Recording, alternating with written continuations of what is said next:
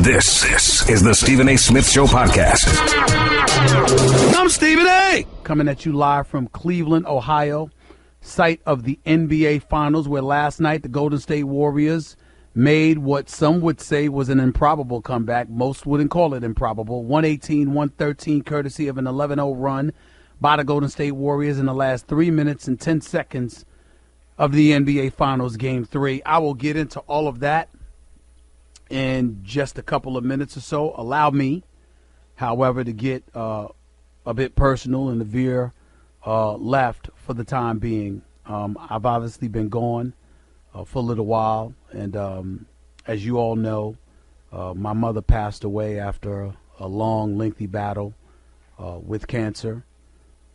I just wanted to take a moment to extend my incredible and immeasurable gratitude to so many people out there. The entire ESPN family was absolutely wonderful, especially the folks, ESPN LA, ESPN New York, ESPN overall.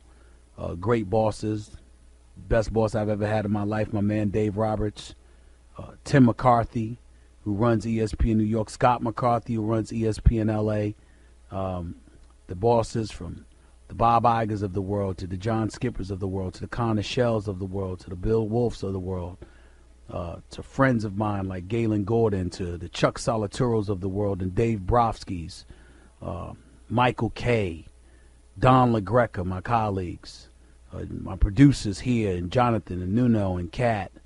The list just goes on and on. I'm hesitant to mention names because everybody who was anybody was just there for me and my family in honoring my mother's passing, and my gratitude knows no limits when it comes to the love and the respect and just the heartfelt condolences that were extended to myself and my family. And on behalf of my family, I just want to say to everybody out there, I appreciate it. I also appreciate so many fans out there in the millions.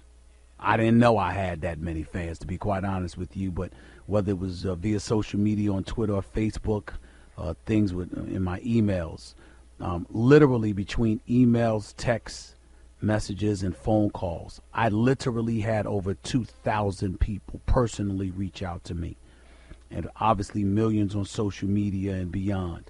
My contemporaries in the business, the whole NBA team of Shaq and Barkley and Kenny Smith and the great Ernie Johnson Jr. and, colleagues like David Aldridge for NBA and Greg Anthony, and, just the list just goes on and on and on. And, of course, the NBA family here at ESPN, the Chauncey Billups and Paul Pierce and Jalen Rose doing NBA Countdown, and just the list just goes on and on and on. And folks in Hollywood, folks in the NFL, owners, coaches, executives.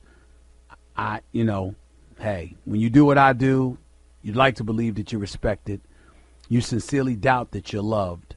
But when folks reach out to show you that all of the above applies, I just can't tell you how touching it is. And so I'm probably going to take some time away again, but not before these finals are over.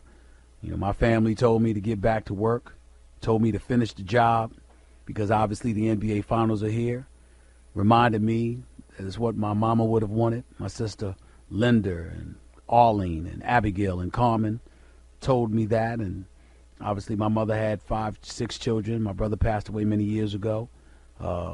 She's got 5 left, 12 grandchildren, 17 great-grandchildren. And so me being the patriarch of the family, it's my job to make sure that I'm there for everybody. And I can't do that if I don't show up to work.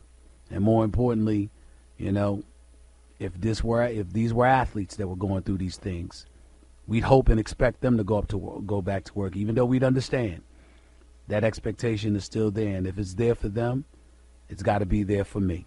And that's why I'm here, to finish the finals over the airwaves of ESPN, whether it's on television or on radio, and obviously Sirius XM as well. And let me not forget the folks from Sirius XM, including Mad Dog Radio, my former family, from Doggy himself, Chris Mad Dog Russo, to Steve Torrey, the program director who's hosting the show over there, to Steve Cohen, the general manager, of course, to the president himself of SiriusXM, Mr. Scott Greenstein, the Dan Grassas of the world, the Adam Shines of the world.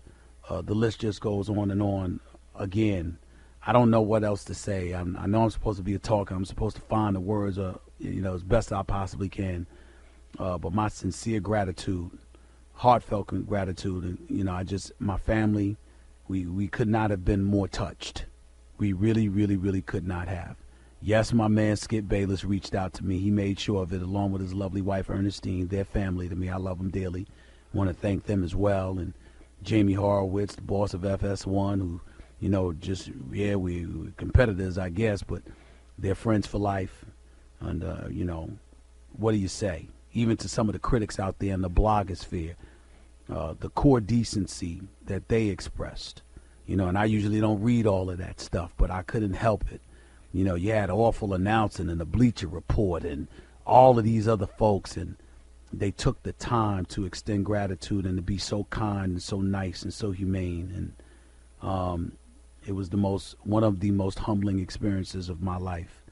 And I will never forget it as long as I live. Yeah, folks going to come at you and they're going to get on me for the things that I say and all of that stuff, and that's fine. You sit in this seat, that comes with the job. But when they take moments to remind you of their own humanity and the humanity you yourself should have, I cannot thank you enough. It is unquestionably the most painful experience that I've ever had in my life. My mother was my everything, and I just cannot tell y'all how much I love her, how much myself and my family are hurting because she is gone. But if there was ever a time in my life that I knew I could get through something because of the support that I have, it is now. So on behalf of the entire Smith family, to the family at ESPN LA, to the family at ESPN New York, to the family at SiriusXM, most definitely to the family here at ESPN, and the Walt Disney family as well, ABC included, with Barbara Fedita and her lovely self, and the list goes on and on. On behalf of the Smith family, I just want to thank all of those folks and the millions of people out there, millions, who reached out to express their love and support for me. I never saw it coming. I never expected it. But I am eternally grateful and thankful to have received it. And so is my family. So I thank you so much from the bottom of my heart. And I will never forget it as long as I'm breathing. 866-729-ESPN is the number to call up. That's 866-729-3776. We've obviously got sports to get into. That's the job. That's why I'm here. Finish the job as my family asked me to do. And let me say this to you. I watched this game last night. And let me first say, it's over. I think the Cavs are going to get swept. I think that the Cavs simply are not good enough. It's no shame in it for anybody. I mean, Kevin Love shooting 1 for 9 from the field last night certainly didn't help matters, but it's no shame in it. He's played relatively well up until last night. The Golden State Warriors are simply a better team. Kevin Durant is a superstar. We knew this. We said on many, many occasions, I know I have, that he's the best player on the best team. And he has shown it. And for me, that's the story that really, really resonates right now. It's not just that the Golden State Warriors are up to 3-0. It's not just that they have 4 All-Stars. By the way, 3 of them played like an All-Star last night. Draymond Green's going to have some making up to do in Game 4 because of how he looked last night. It did not look well for him. But that's all right. He played well the first 2 games. Foul trouble has been plaguing him, but he just seemed out of it and off last night. But that's okay. But Kevin Durant's on another level. He's on a mission. And as far as I'm concerned, LeBron James is answering the bell, but not to the degree that I would like. And allow me to explain. LeBron James is the greatest player in the world. We all recognize that and we appreciate that. And when he is gone, ultimately, we should miss him. We really, really should. Because the greatness that we've witnessed from LeBron, you don't see every day. But none of us are infallible. All of us are imperfect. And as a result, that leads us towards being obligated to talk about what we're seeing. And I don't hear enough people talking about this. My issue with LeBron James right now has nothing to do with his numbers. Believe it or not, it's with his mouth.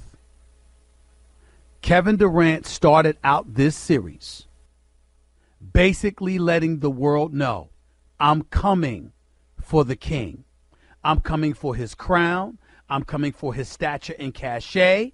And I'm coming to be recognized as the best in the world. And I'm going to put all of this noise to bed once and for all as to me playing Robin to LeBron's Batman, me playing second fiddle to anybody. I am 6'11". I do have a 7'6" wingspan. I do have skills like a guard. I can handle the rock. I can hit a mid-range jumper. And oh, by the way, LeBron can't shoot long range like me. He can't shoot from the free throw line like I can. He's not the sniper, the marksman extraordinaire that I am. This is what Kevin Durant seemed to be saying before the series even started.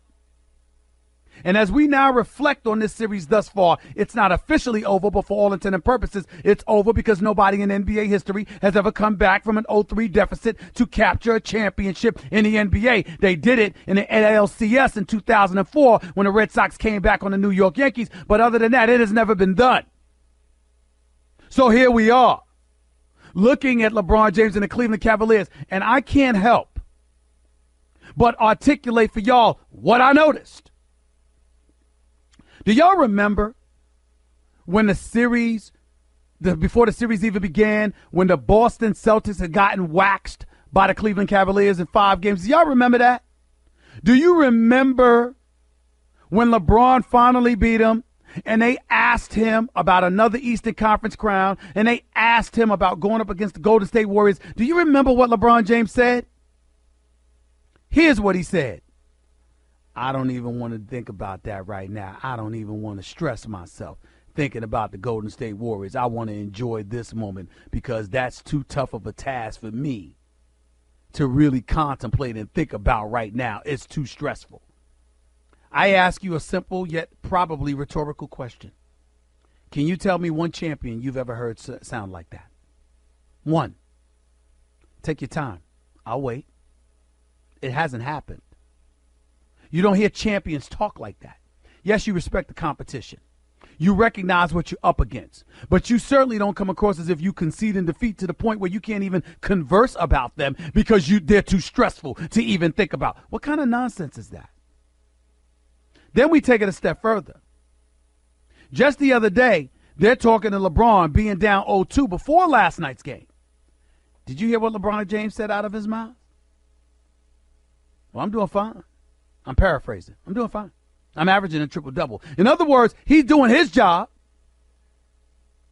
Ladies and gentlemen, have you ever heard a champion talk like that? See, I'm not falling for the okie doke. It's not about numbers to me. I know LeBron James is going to get his numbers. You know what it's about? It's about moments. And you are listening to somebody, contrary to what people would try to tell you, I love me some LeBron James. I love the player that he is. I love the man that he is. I love the representative that he is in the African-American community, if I'm being quite candid. Putting thousands of kids through college. Being so philanthropic with this foundation. Being such a conscientious observer as it comes to political issues and social issues in our world. While always, always, always representing himself in pretty close to pristine and stellar fashion.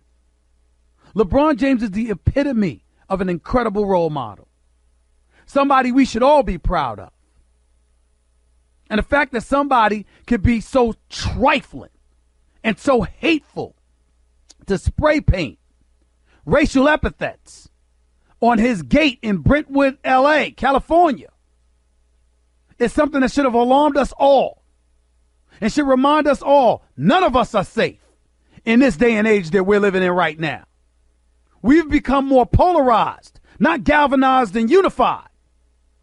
And in spite of all of that, I can look at LeBron and say, I'm proud of that brother. But the fact is, that don't have anything to do with what we're witnessing in these finals. What we're witnessing in this finals, ladies and gentlemen, is a guy by the name of Kevin Durant averaging 34 a game on 56% shooting from the field, on 52% shooting from three-point range. Ladies and gentlemen, this is prolific. This is lethal, off-the-cuff, out of this world stuff that this brother is doing to LeBron James and the Cleveland Cavaliers. Remember, LeBron's guarding him half the time, if not more. It ain't like this is LeBron against Steph Curry, and Steph Curry's being guarded by Kyrie 1 minute, Amon Shumpert the next, J.R. Smith the next, or something like that. No. It's LeBron James guarding Kevin Durant. It's Kevin Durant guarding LeBron James. And LeBron James got the 39, and LeBron James is balling, and I get all of that. But ladies and gentlemen, Kevin Durant has outscored LeBron James 31-11 in the fourth quarter of these NBA Finals. And when you're talking about that, you know what you're talking about? Moments. And when one is showing up in the moment and others are not, that's a reality we got to talk about.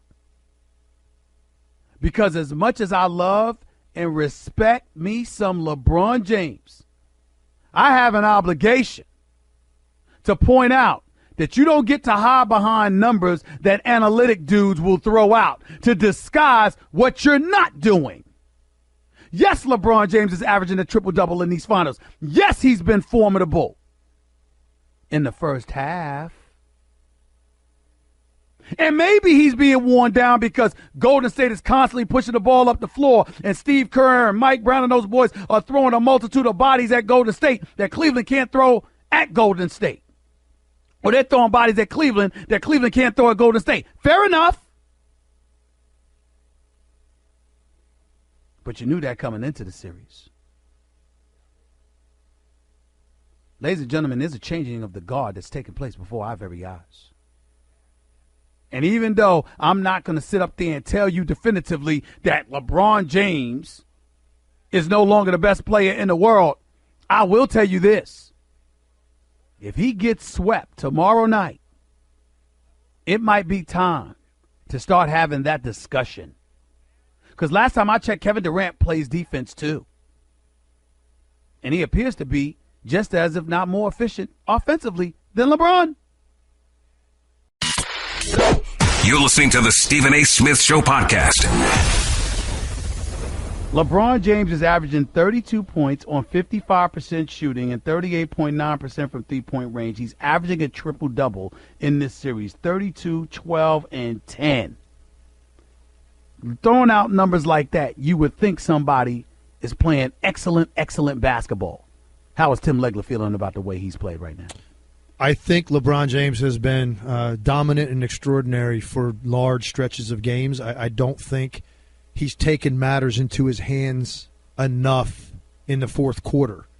And I think last night was an example of that, particularly late in the game. Mm-hmm. And I'm not one of these guys, Stephen A., that always insists, a star player needs to take the shot every time and I'm going to beat him up if he doesn't. I think that's silly. But what I say always is if a role player or another guy takes the shot because the defense dictated to the star player that's the right play to make, I'm always going to support that decision. And last night, I don't think that was the case with the play in which Kyle Korver took that three in the corner, because I've broken it down multiple times on SportsCenter this morning, and I've frozen the play and let people see. Draymond Green was actually dictating to LeBron James that the right driving lane was open. His right foot was up defensively. His body was turned completely to the sideline, which was telling LeBron, you have the right lane if you want to take it. And Draymond had 5 fouls. Kevin Durant's the only guy back there that's going to come help at the rim. LeBron actually had it in a situation where that is a phenomenal decision, and it's probably going to turn out well if he takes that decision. Instead, he went out of his way to get back to the middle, crossed over Draymond to get to the middle where the traffic was, and then, yes, that's the right pass. Okay. But it shouldn't have ever come to that, because I think he had more than enough space, room, and an angle to attack the right side of that lane, and he was going to meet no resistance until he got to Kevin Durant at the rim. Here's the question.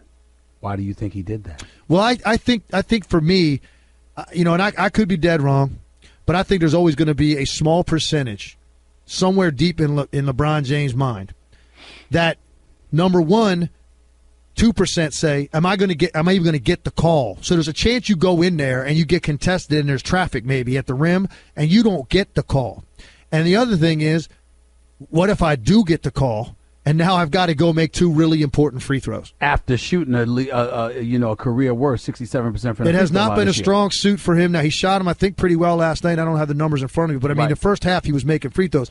And but I think there's always a part of that late in the game for LeBron. He shot 4 or 5 from the free throw line last night, Tim. And it was all in the first half. So, I remember him swishing some, and it looked good coming off. And I'm like, okay, he's in a good place tonight. But that's not the same as shooting him in the fourth quarter. And I think there's always going to be just enough percentage of doubt in his mind that if he can avoid that situation and still end up with something that he feels like is a smart play, he's going to take it.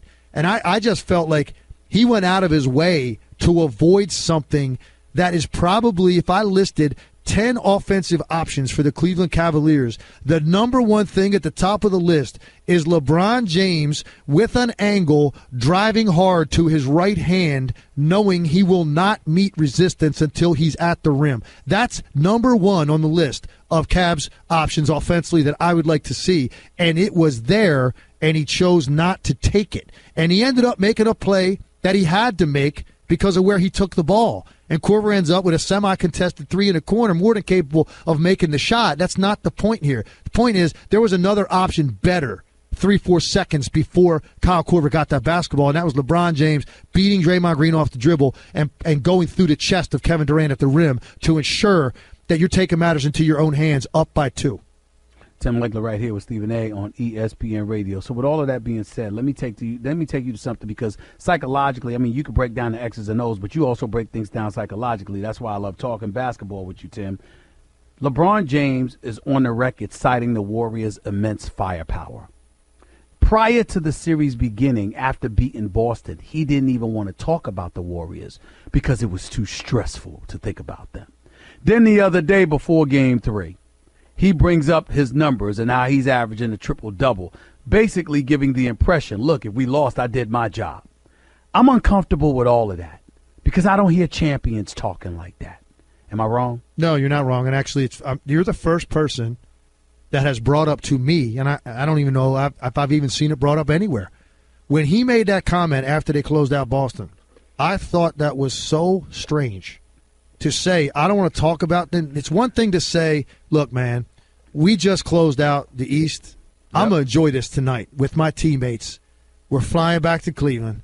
We're going to enjoy ourselves. I will start focusing on the task at hand in the morning with the Golden State Warriors. That is a more than acceptable answer. Absolutely. But to say that it is too stressful, could you imagine those words coming out of some of the other all-time greats that we often refer to when we bring up LeBron James? It never happened. It never happened. Could you imagine Larry Bird saying, man, I don't know, man. I don't even want to think about Magic and the Lakers. That's too stressful for me. Could you imagine Michael saying that about any of the teams he had to get through, or Kobe? No. I mean, it's like I said, you can deflect it without having to add that on there. So I thought that was odd. You're the first person to ask me about that. I'm glad you did, because I actually had forgotten that happened. But the night it happened, I was watching that live, and it struck me immediately as very strange. So again, what does that say to you?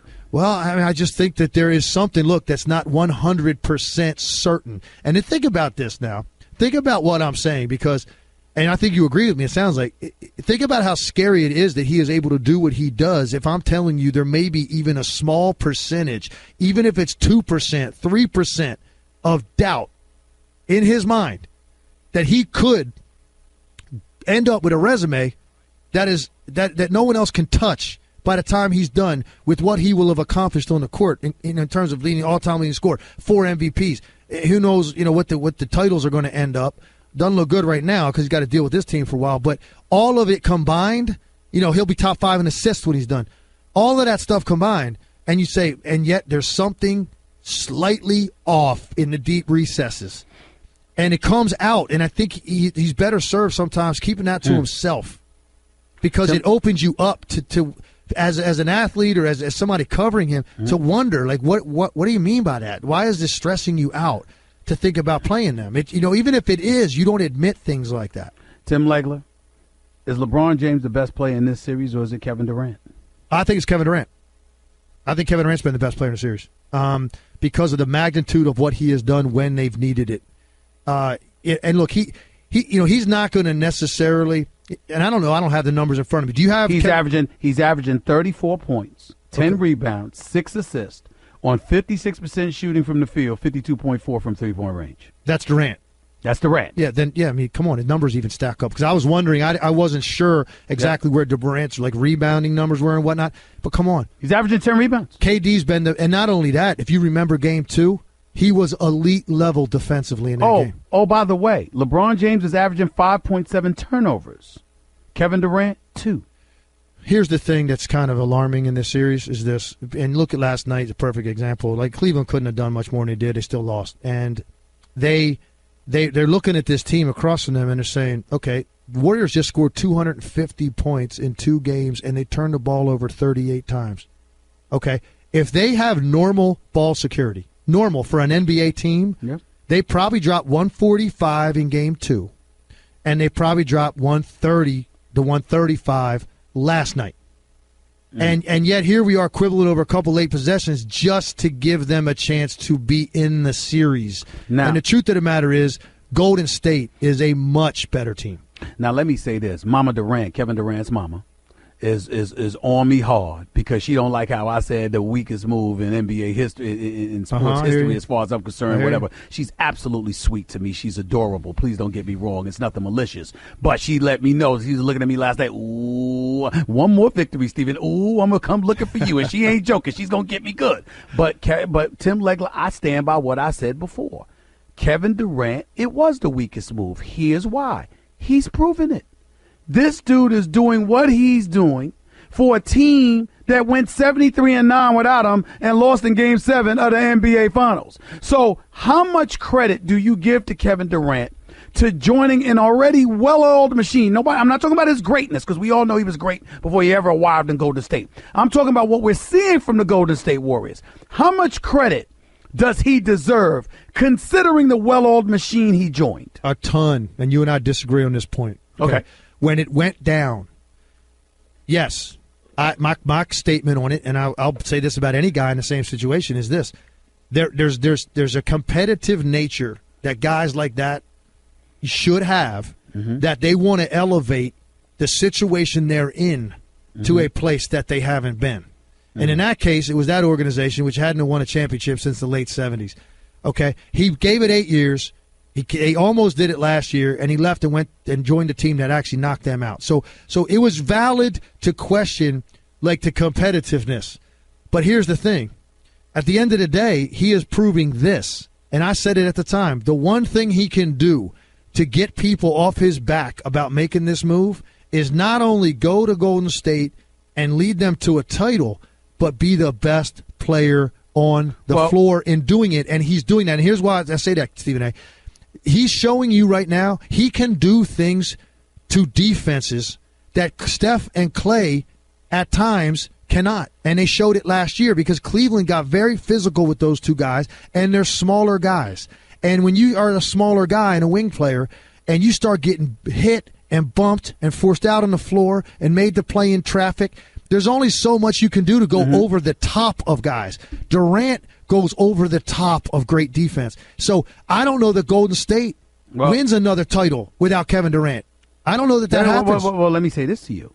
We don't disagree on any of those points. We don't disagree at all. You're absolutely right because he's been the best player in this series. I predicted they would win the series and he would win MVP, and it looks like that's exactly what's going to happen. But where my point is augmented is my disgust with him going to Golden State because I talked about how lopsided the season would be because of his greatness. And to me, that's exactly what he's doing. I hear that. And there's the validity to that. I mean, you've made basically, as long as this team's together, you may have made the NBA irrelevant until 2 weeks in June every year. I mean, that's very possible. But my point is, I don't know that Kevin Durant ever wins a title staying where he was, and I don't know that Golden State wins another one without him. So at the end of the day, you're talking about winning a championship as the most important thing. We all say it all the time. It's ultimately what you're judged by. So people can say, hey, he went there because he needed them to be able to win a ring. Well, now, the way he's playing in this series, he's also showing, no, you know what? They also needed me. Okay, so here's the last question. When all of this is said and done, especially if this ends tomorrow night in a sweep, is Kevin Durant crowned as the best player in the world. So you're going to ask me that right before I get off the air? That's right. Because we've been saying LeBron, you've been saying LeBron, I've been saying LeBron. But if Kevin Durant and the Golden State Warriors sweep the Cleveland Cavaliers after David Griffin went out, got Kyle Korver, got Darren Williams, got Derek Williams, even though Andrew Bogut got hurt, you got him too. You gave LeBron what he asked for. And this is the result. A sweep with Kevin Durant as the MVP, with LeBron guarding him most of the time, Tim Legler. You know that better than me. Do we now crown Kevin Durant, not just the champion, not just an NBA Finals MVP, but the best player in the world? I'm fine with it. I'm good with it. I can say it, and I'm going to sleep like a baby. I'm okay with it, particularly if he finishes this off with a sweep, gets the MVP. Now, we know what could happen. LeBron and the Cavs rise up, get a game on Friday, and it takes everybody off the hook. Is that what you're saying? Because they didn't sweep them? That's right. That's right. That's right. I'm saying with it either way. I'm comfortable with it either way. I've seen enough out of where. First of all, he had the best year of his career, even though he averaged 32 one year in Oklahoma City. This was the best season of Kevin Durant's career. No question. No doubt about it. And it shows you what happens when great players get better shots. Because that's what he got this year. That's why I think Carmelo should have been with LeBron. Because he wouldn't beat Kevin Love shooting 1 for 9 last night. No. Wouldn't have happened. There's no question about that. Now the question is this, Stephen A. You know, we're talking about 3 years in a row of this. Is this going to be 4, 5, 6? Like, how many years in a row are these two teams going to meet? And I got news for you. Cleveland has a lot of gap to make up. Well, that's true. And I got to go. But I'll leave you with this to contemplate. All right. The interesting part in all of this, it's not what Golden State's going to do. It's what LeBron and Cleveland's going to do. Oh, yeah. Because LeBron might decide it may be best for him to leave again. Oh, if he does that, what happened the last time in Cleveland is going to look like a mild protest at the lunch at the cafeteria because they don't have ham today. Wow. If he leaves again, I'm moving from. I'm probably moving to another country because it's going to get ugly. Tim Legler, love you, bro. All right, man. See you soon. You got it. All right. Guess what? You're in the middle of the Stephen A. Smith Show podcast. Damn it, I mean it! Thanks again to my man Tim Legler for coming on the show and talking to us about that. He said, look, if LeBron James was to depart from Cleveland again, it would be worse than it was the first go-around. That's what he said. That's what he said. We got to be honest about it. This stuff is getting very interesting. LeBron James turns 33 years of age on December 30th. Kevin Durant turns 29 in September. He's 4 years younger than LeBron, and he's here. Ladies and gentlemen, this could potentially be it for LeBron. I mean, we just don't know. All because of Durant. I got to admit to you, this is what it is. You got to give respect where it's due. Like I said before, everybody want to get on me and they just jump the gun, because I called it. And I stand by it. I thought it's the weakest move that I've ever seen by a superstar. But ladies and gentlemen, I'm going off about the move because Kevin Durant's a superstar. He's that big of a difference maker, which is why I hated him going to Golden State. I wanted Golden State to have competition. And clearly I was right. Look at what's happened. Good luck, NBA. You only got one team to talk about. That's just a sample of what you'll hear on the Stephen A. Smith Show. Weekdays at 1 p.m. Eastern on Sirius XM Channel 80 and the ESPN app.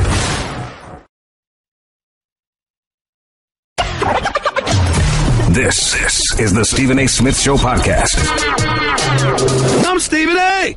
Ladies and gentlemen, welcome to hour number 2 of the Stephen A. Smith Show. Ladies and gentlemen, I don't betray my friends. Because he's my friend, I'm going to put him on blast with nothing but love and affection. His name is Champ. He's based out of Detroit. He's my brother. I love him dearly. I am about to block him from my cell phone if he sends me one more text about LeBron James. I know of no person on the planet Earth that hates on LeBron James more than this dude. LeBron James can drop 60 with Champ's favorite cologne, with the most gorgeous woman on the planet, giving billions of dollars to charity in the process, and Champ would still find something to complain about with this boy. It's just unreal. It's just unreal. I can't read anything more that he writes. I'm calling him out on national radio because he won't calm down. If LeBron James gave out perfume, Champ would accuse him of passing gas. If he gave away money to charity, Champ would accuse him of stealing. If he sat up there and got on his knees and remarried his lovely wife Savannah in front of millions of people, Champ would swear he don't love her. I mean, I know of nobody that hates on LeBron the way this dude does. I'm about to block him because this guy, first of all, if you are a radio station and you have a basketball show, Sirius XM NBA TV, you should have a contest about guys who know and love the game of basketball, who are looking for their own show, just a regular Joe Schmo out there. I promise you, Champ would win because he knows more basketball than most people I know. But his objectivity completely leaves when it comes to any and all things LeBron James. He is out of control. I cannot listen to him anymore. I just had to put my boy on blast because it don't matter. LeBron could drop 50. He'll find something wrong with LeBron. It's unbelievable. It's unbelievable. I tell you, it's just not healthy, man. It's just not healthy for people to have that kind of hate for somebody's game. I just don't understand. Yes, LeBron is not MJ. LeBron isn't Kobe the assassin. We get it. We understand. Champ, calm down, bro. Calm down. 866-729-ESPN. That's 866-729-3776. Finally, to your calls.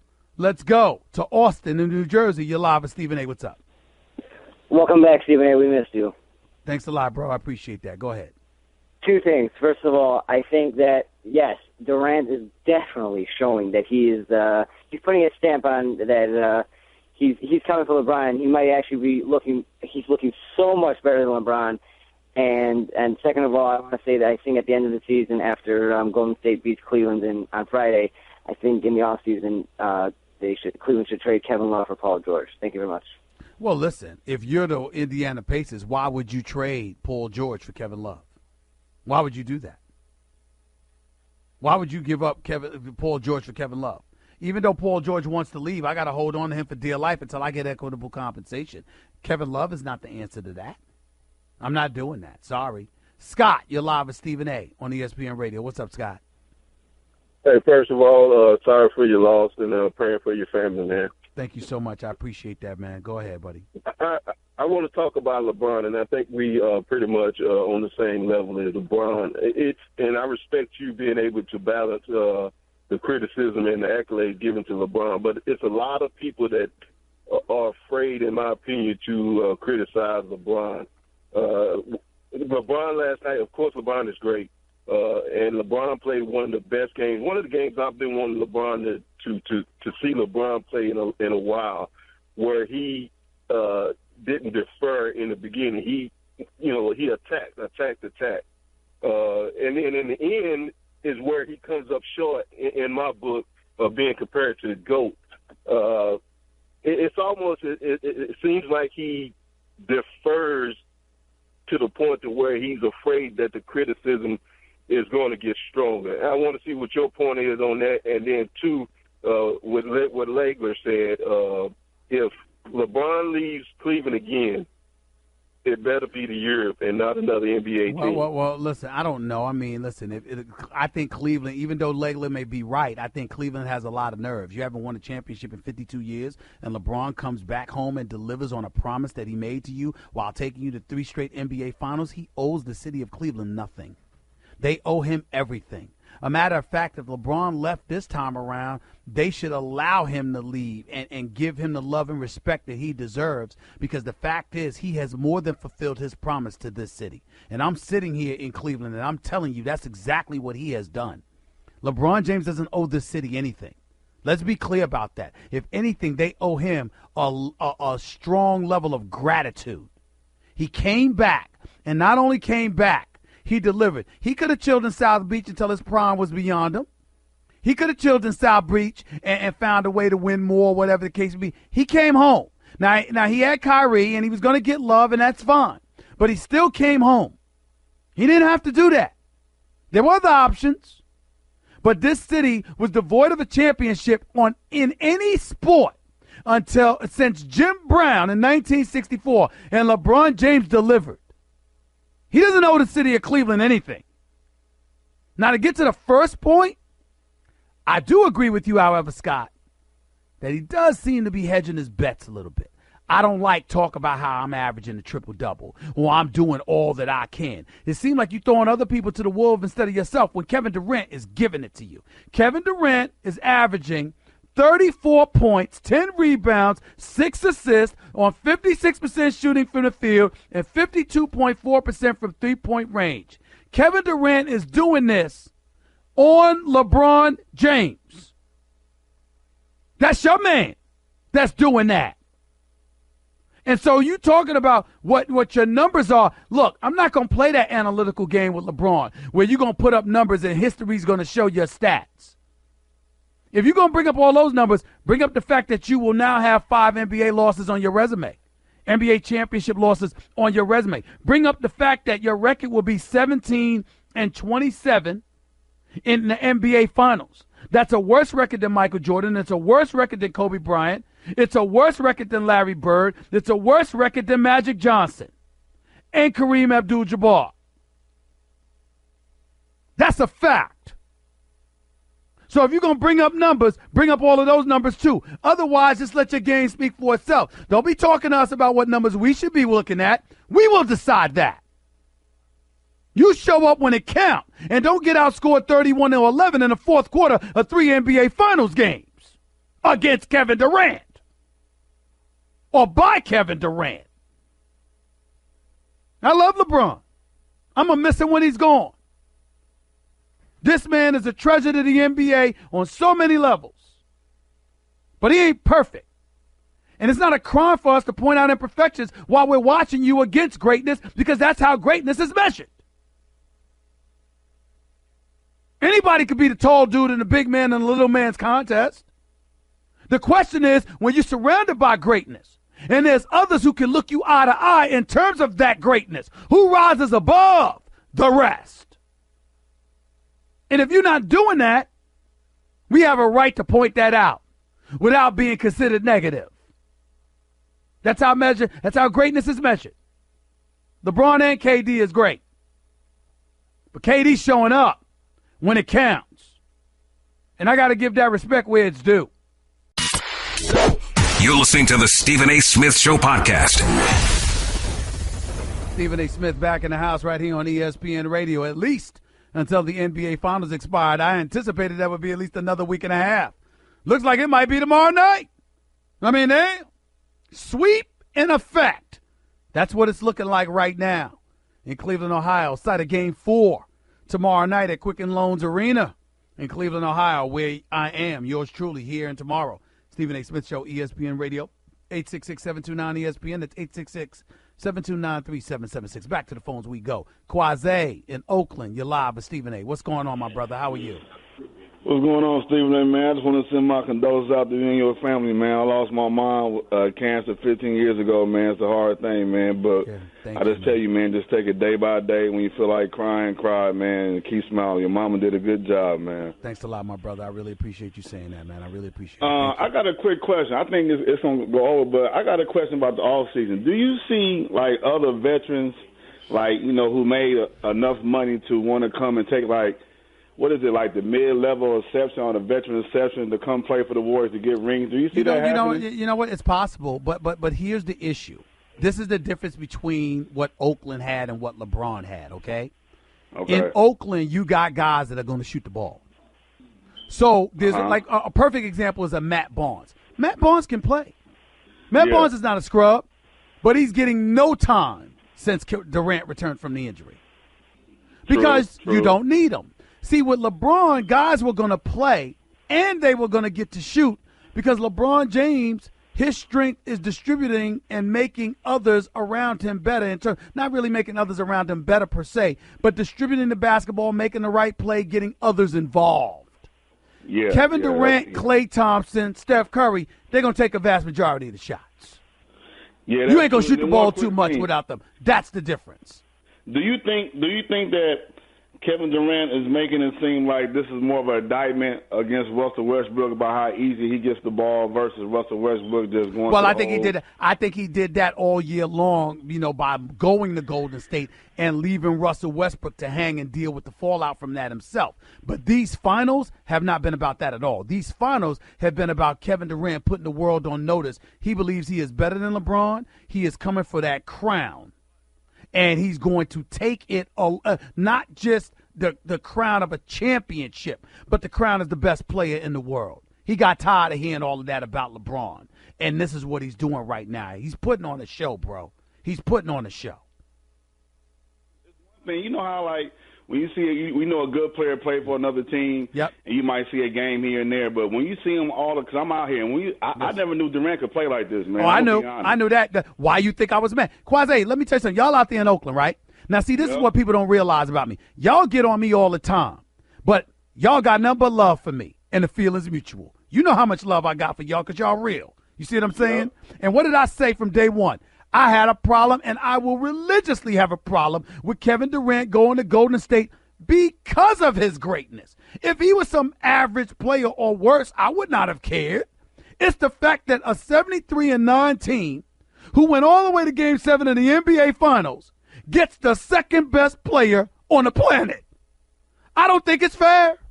And as far as I'm concerned, all Kevin Durant has done is proven that. You tell me right now, Quasi, watching what you're watching, tell me one reason that you have to believe that the Warriors ain't winning the title for the next 2 years easy. I think Kevin Durant said he'd take a pay cut to keep the core together. I'm just saying, but I'm saying injuries, attrition, age, whatever. Exactly. Like Iguodala don't look the same as he looked last year, but what I'm saying to you is this. Right now, tell me one thing you see that would lead you to believe differently than the Warriors going to win the title 3 years in a row, this year and the next 2 years. Yeah, I agree. There's nobody even on your level. It's not even on your level. It's not fair. And I'm not going to apologize for wanting fairness, man, and want some damn competition. Kevin Durant, I am not wrong. Kevin Durant has proven my point. That move, why? You just completely stripped balance of power. I mean, there's no competition. There's none. Zero. That's the problem. Oh, by the way, Quasi, before I let you go, can I read you a number? Go ahead. 28.7 points per game, 44.8% shooting from the field, 48.4% shooting from three-point range, 9.7 rebounds, 9.7 assists. Who's averaging those numbers?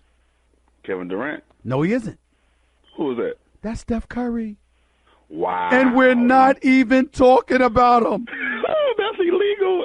Do you see what I'm trying to say to you, Quasi? 28.7 points, 44.8% shooting from the field, 48.4% shooting from three-point range, 9.7 rebounds, 9 assists, and we're not even talking about him. He doesn't even matter because of what Kevin Durant's doing. Hey, Stephen, you so right. I'm going to go to the store and eat me a box of Crunch Berries. There we go. There we go. On the point, I mean, are you kidding me? We're not even talking about him. We're not even talking about him because of Kevin Durant. That's how sick this is. Man, please. Man, Oakland, go, man. Go, bye. Bye, Quasi, bye. I mean, what's there to talk about? Y'all kidding me? What's there to talk about? Steph Curry is averaging nearly 29, 10 and 9, and we're not even talking about him. That's how bad Kevin Durant is. What y'all want me to say? And I'm supposed to apologize because I was upset that he went to Golden State, thereby completely altering the balance of power in the entire NBA. They are about to go 16-0, having not lost a postseason game. There's no competition. What do you want me to say? I'm supposed to apologize for how I feel? Y'all kick rocks. Kenny in New Jersey, you live with Stephen A. What's up, man? How's it going, Stephen A? I'm all right, man. It's always good to be with y'all. Go ahead, man. Hey, thank you for coming to work today, and much love and respect to you and yours, man. Thank you, bro. I appreciate that. Now, I think the biggest non-factor in this series, and probably the whole season for the Cavaliers, has been Tristan Thompson. Mm-hmm. He is not a max contract type of player. I mean, last year LeBron went out. Stop. I need you to pause for a second, then I'll let you go again. Don't talk about his money, and I'm gonna tell you why you don't talk about his money. The money, don't pay attention to the money on that level, because what you have to remember is that guys were getting a boatload of money because they knew the new collective bargaining agreement was coming down because of the addition of the television money from the networks to the league. So if you sign a $23 billion contract, players are going to get a portion of that. The cap's going to be raised and there's more money to spend. So that $80+ million right now for Tristan Thompson is not exactly bargain basement. But in today's NBA economy, where a Mike Conley, for example, who can play, by the way, but a Mike Conley, for example, Kenny, is getting $153 million playing in Memphis. Come on now. You can't sweat that is what I'm trying to say, because the NBA economy has changed. So don't pay attention to Tristan Thompson's money. Go ahead. All right, well, I was just saying he's just been a non-factor, and he's just making that kind of money. But ignoring the money factor, I mean, LeBron went out there to try to keep him on the Cavs, and he just hasn't produced at all this year. He's had a handful of good games, and that's about it. Oh, let me tell you this about Tristan Thompson. I think you're being far too kind. This brother's averaging 2.7 points. I'm going to say it again. 2.7 points. Now, I know everybody, listen, he's been doubled down low. He doesn't have any help. I get all of that. But damn that. To me, this has the Kardashian curse written all over it. I'm thinking about Lamar Odom. I'm thinking about a few cats that have been exposed to the Kardashians. Damn it, they ain't been the same. That's all I'm going to say. They ain't been the same. Not when it counts. Not when it counts. All right? Now, I'm not calling anybody out. God bless them. I'm not rooting against them, wishing anything negatively upon them. But, I mean, ball players who connect with the Kardashians, it usually don't bode well for you. I mean, Darren, I ain't heard. Listen, you're going to find very few people that love Reggie Bush more than me. And I'm sure that Reggie Bush is okay with his wonderful, beautiful wife and all of that other stuff. As a football player, I haven't heard much about him since Kardashian. Have you? Am I missing something? I mean, Kenny, I think that's worth consideration, don't you say? Wouldn't you say? Maybe you do. Guess what? You're in the middle of the Stephen A. Smith Show podcast. Damn it, I mean it! Back to the phones we go, talking about the NBA Finals, 866-729-ESPN. That's 866-729-3776. But actually, before I go into that, look, I know LeBron James is averaging 32 points, 12.3 rebounds, 10.3 assists on 55% shooting from the field, 38.9% from three-point range. Sensational numbers until you compare him to Durant, averaging 34, 10, and 6 on 56% shooting and 52.4% shooting, by the way. But look at the numbers that LeBron James is averaging. And then tell me what you think when listening to him right now. Listen to how he sounds. Play that for me, Nuno. With all the success that he's gotten throughout his career, I've always been proud of him and always excited to see him grow as a player. I don't think that our careers are the same as far as changing teams. You know, their team was already kind of put together, and you just implement a guy that's ready to sacrifice, a great talent, a guy that's willing to do whatever it takes to help the team win. But that team, they knew what they were about, and he just had to come in and just do what he had to do, and that's what he's been doing. For me, when I left here to go to Miami, we had to build something. You know, we brought in, 8 or 9 guys, and we had to build something. And when I came back here, we built something again. But I can definitely appreciate the simple fact of him either reshaping his game or just sacrificing maybe some shots here, sacrificing having the ball in his hands, all the time. Who wouldn't want to sacrifice playing on a Golden State team or a San Antonio team or a Cleveland team when you know the ultimate result can actually compete for a championship? You see, this is my problem. This is the same LeBron James. And again, let me preface my comments. He's been the greatest in the world. He's on a Mount Rushmore of NBA analysts as far as I'm concerned. He's a humanitarian. He's a role model. He's a phenomenal player. And I'm going to miss him when he's gone, and I love watching him while he's here. I'm not trying to knock LeBron.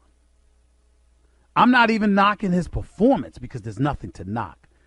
But when you walk into the finals saying that it's too stressful for you to even talk about the competition, ladies and gentlemen, that's the epitome of a defeatist attitude. Nobody needs to hear that from their leader. If you're going to ask men to go to battle, why ask them if you're already telling them they're going to lose? Unless you're going on a suicide mission, which last time I checked, I didn't know this was that. And then you go into the finals and you playing, and you talking about you averaging the triple-double. So you're just fine, giving the impression that I got my numbers, I did my job, nobody can say anything about me. And then you hear what he said, comparing his move to Durant's, which, by the way, he's accurate about. He's not lying.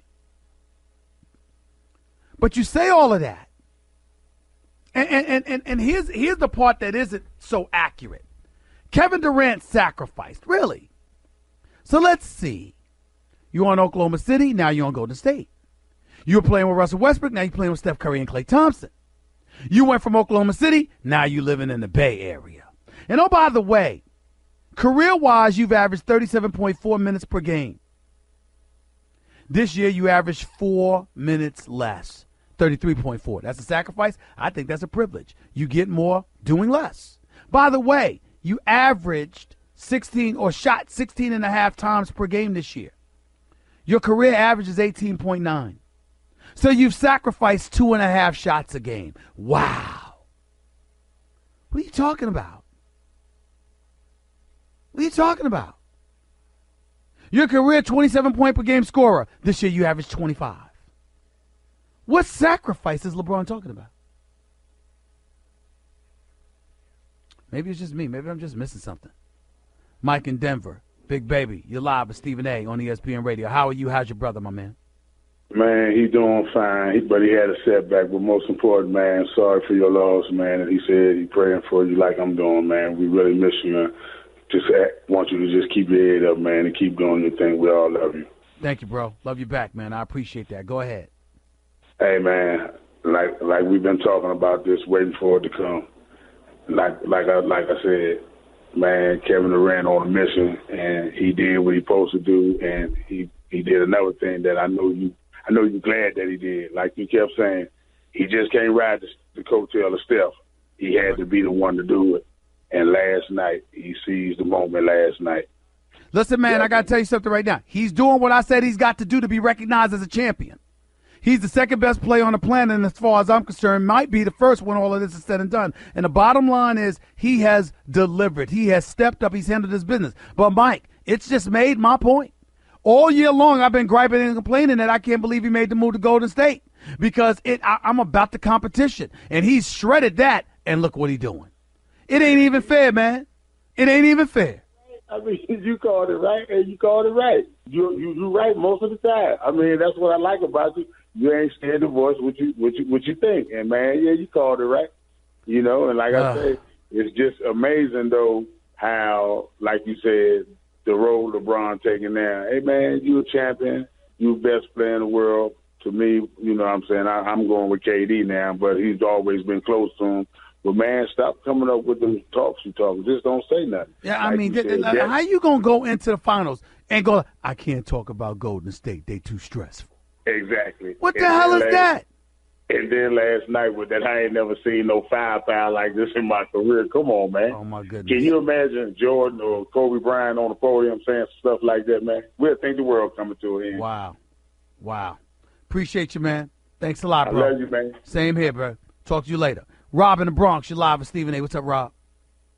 What's up, Stephen A.? Welcome back, and thank you. Condolences to you and the family. Thank you so much, man. Go ahead. A few things, Stephen A. You said nobody's talking about Steph Curry.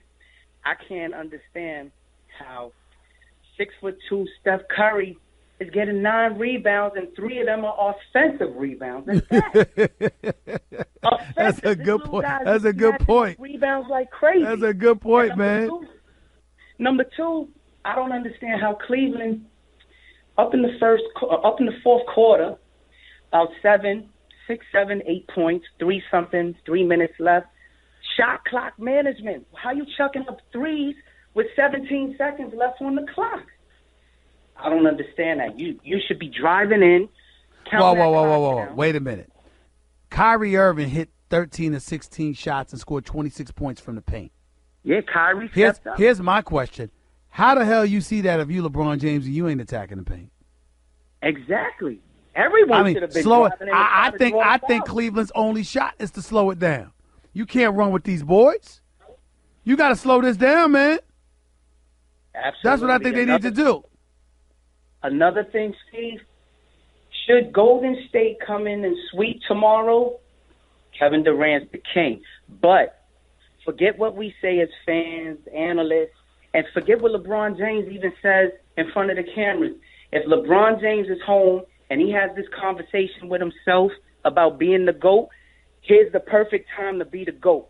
You can do something that no other great player in the world has done. Well, we all know that's not going to happen right now. I mean, highly unlikely, but if we're going to have this conversation about being the GOAT, you know why I feel that way? Right, you know what I feel? You know why I feel that way? Because I think what Steve Kerr said is very real. LeBron looks exhausted. He looks exhausted as the game wanes. They are running them to death. That is true. That's not hyperbole. That's not an exaggeration. It's really, really true. They are running them to death. That's a real thing going on. And the Cavs, next year, they better have a brand new bench. Yeah, well, good luck with that, man. Guess what? You're in the middle of the Stephen A. Smith Show podcast. Damn it, I mean it! Closing out the show with your calls on these NBA Finals. Don't you worry. I'm watching what's going on with the New York Jets. I'm watching what's going on with the Los Angeles Chargers and Rams. I'm watching all of that. And, of course, how Giants ownership want Odell Beckham Jr. to be a Giant for life. Yeah, that sounds all nice, fine, and dandy now. Let him get hurt, and let's see how much you want him a Giant for life. Stop your nonsense. Ain't nobody falling for that. Back to the phones we go. Tatiana in New York. Stevie, welcome back. Thank you. Thank you so much. How are you? My deepest condolences to you and your family. Your mother's spirit lives in you, and now she's your guardian angel. Thank you so much for saying that. I really appreciate it. Definitely. Okay. Don't you ever change? Absolutely not. Yes, ma'am. And you and I both know they should have won last night, and they didn't. So if the question ever come up, whoever was the greatest between Jordan and Braun, we know the deal, because Jordan would have never allowed that to happen, and you know that. Of course I know that. Go ahead. Love you, man. Thank you so much. I appreciate the call. Thank you. Let's go to Darnell. You're live with Stephen A. on ESPN Radio. What's up, man? Brick, my condolences to you and your family, my brother. Glad you're back. Thank you, my brother. Go ahead, man. I have 2 points I'd like for you to respond to. The first one is you brought up LeBron talking about his numbers. Yes. The reporter said, "Are you tired, LeBron?" And his answer was, "I'm not tired. I'm averaging a triple-double." Wow. So can you tell me what the issue is about that? He wasn't throwing it up no other way, like saying, "I'm doing my job." She asked him, was he tired? Yeah, but that's what I'm getting from him listening to the potpourri of things he's saying. You're right on its face if that's all we've heard from him.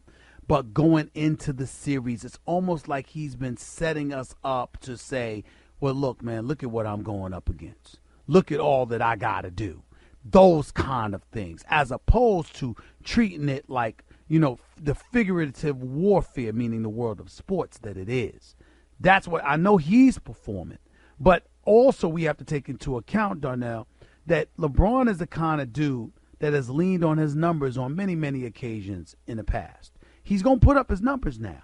And he wants you to recognize those numbers because we live in a world of analytics. But in reality, you and I know the game the way that we do. We understand there's more to it than that. And like, for example, when you start up the series, I know you well enough, Darnell, to know you could not have been okay with him starting out the finals saying, I don't want to talk about the Warriors. They too stressful.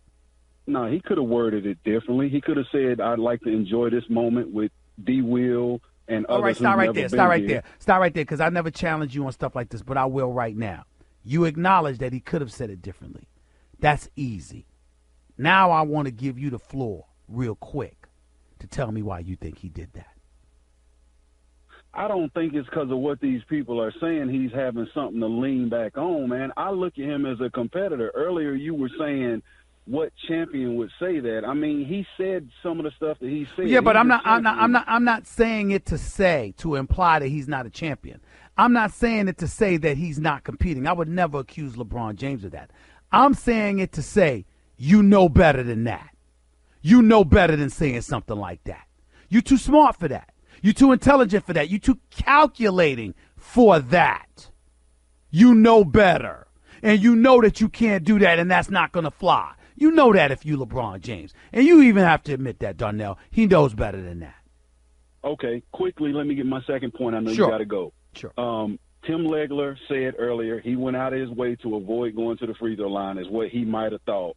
This, along with KD was a baby when he won the title, when LeBron won the title. If it wasn't for Ray Allen, if it wasn't for Draymond Green, Andrew Bogut, and Andre Iguodala getting hurt, this and that, this is why I thought and tried to get in touch with you a couple weeks ago that LeBron had more than KD or Steph pressure or to lose. That was one of the topics on First Take. To me, this is why LeBron had more. I feel you on that. But KD's move was so egregious in my mind because of the squad he was joining. Like LeBron ain't never been in this situation. LeBron ain't never stacked the deck like this. That's my issue with KD, and that's why I felt that there was more pressure on KD because of the team he was joining, more so than the movie actually, more so than the situation itself. It was the team they actually joined. But we could talk about this a little bit later next week, bro. Thanks a lot, brother. All right, take care of yourself. Let's go to Josh. You're live with Stephen A. What's up, Josh? Hey, Stephen A. This is Josh from Kentucky. I know everybody's already been saying it, man, but my prayers with you and your family for your loss. And great to hear you back on the air. Great to see you back in the chair on TV. Thank you. My biggest problem is I'm a young guy, but I'm an MJ advocate. I think he's the GOAT. You know, I've been having arguments with people for years about it. And my thing is I hate when I hear people try to make the argument that, like, LeBron is doing this by himself. I've seen the stuff going around social media. You know, Golden State had to go get, 4 All-Stars, Defensive Player of the Year candidate, all this stuff. They act like Wade wasn't averaging, like Wade was a scrub or Bosh could play. I get you. I get you. Yeah. I get you. I just want to know if I'm crazy in thinking that people are trying to act like LeBron is carrying it all himself, and it's like he's got what? Yeah, but I got to run, man, and I appreciate it. But here's the reality: LeBron's the best in the world, and there has been more pressure on him usually than anybody else in history. That is fair. But he also contributed to it himself because he came into the league wearing number 23, and we all know what that means. We all know what you were chasing. Blake, you're live with Stephen A. Real quick, Blake, go. All right, real quick, Stephen A. I noticed LeBron scored 23 points in the first half. They were still down by 6-7 at half. So he saw better to get all the players involved to keep them closer, and obviously they took a lead. So I think his game plan was working, obviously, to the end of it. What's your thoughts? Well, if you wanted to get others involved, that means you were leaving wiggle room for you to take control in the fourth quarter. And my response to that would be, then why has he gotten outscored 31-11 by KD in the fourth quarter? Well, the first two games, if you notice, he hasn't played the last 6 minutes of the game because that's because he was getting blown out. He was also not doing what he was doing in the first half. Because Steve Kerr and those boys are running them out the building. They throwing bodies at him. And you got all of that stuff going on, and that has a lot to do with it. But, again, we could talk about that a little bit more next week, Blake. Or tomorrow. What am I saying next week? There's a game for tomorrow. And I'll be here. It looks like a sweep to me, y'all. I didn't think it would go 7, but I picked it in 7 because I wanted to be a little bit emotional because I was looking for another thriller. I really believed it would be at 6. I never believed LeBron and the Cavs would get swept. But that's what it's looking like. Talk to y'all in 22 hours. Stephen A. Smith signing off. Peace and love. That's just a sample of what you'll hear on the Stephen A. Smith Show. Weekdays at 1 p.m. Eastern on Sirius XM Channel 80 and the ESPN app.